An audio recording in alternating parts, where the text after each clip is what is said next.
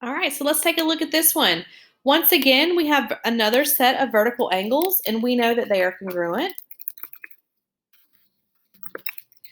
So we said 9y plus 7 equals to 2y plus 98. And you start solving for the variable. We start solving for the y. So I'm going to subtract 2y from both sides. So we get 7y plus 7 equals 98. And then I'm going to subtract 7. 7y equals 91. And then you divide both sides by 7, and you get that y equals 13. And once you know these rules and know these things, you can solve all types of geometric questions. So now I want to go through a series of slides that we're not doing note cards on yet. And I want you to, we're really going to focus on the markings. So I want us to try to figure out what can we deduce from the markings. So look at the symbols here, the markings.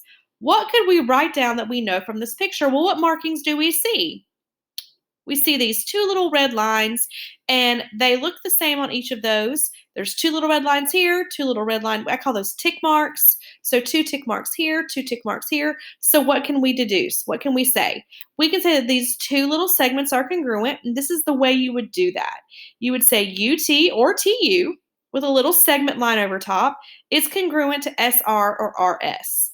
Look at the congruent symbol. It's an equal sign with a little squiggle over the top. Again, this should be familiar to you, but I just wanted to go over that with you. What about this picture?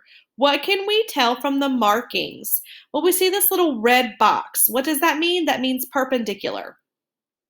So we know that line BC, right here, notice the arrows are going on both sides of the symbol there. So line BC is perpendicular to, now they put segment CE. We also could put little arrows on it.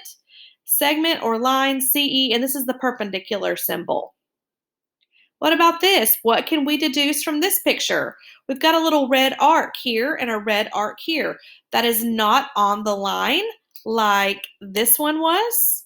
So we're talking about angles. So we can say that this angle is congruent to this angle. How do we write that information down?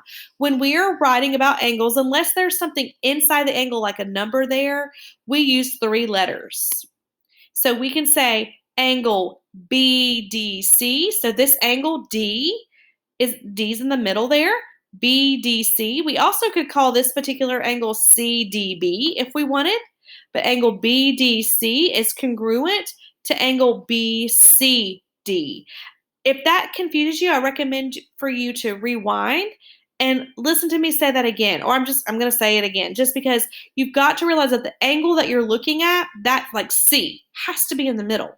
All right. So I could have called this one DCB if I wanted, but I called it BCD.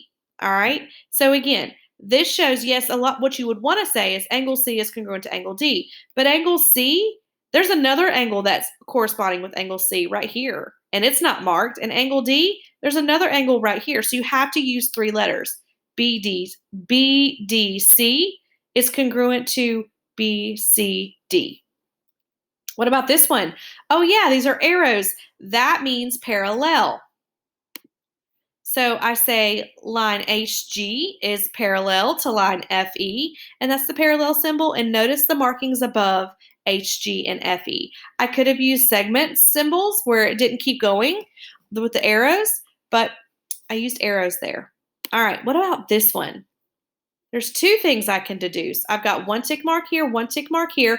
We're talking about a line length. So I can say segment US is congruent to segment SR. And then I also have perpendiculars. Let's see. Now look how I did this. I did SU. I could have said US. So SU, I'm looking right here. SU is congruent to RS. Could have put SR. Those are interchangeable. And then I know that these 2 are perpendicular. So notice that marking. All right. What about this?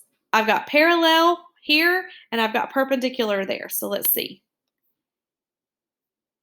We didn't have other letters here, so that was a little S there. So line S is parallel to line T, and line U is perpendicular to CD.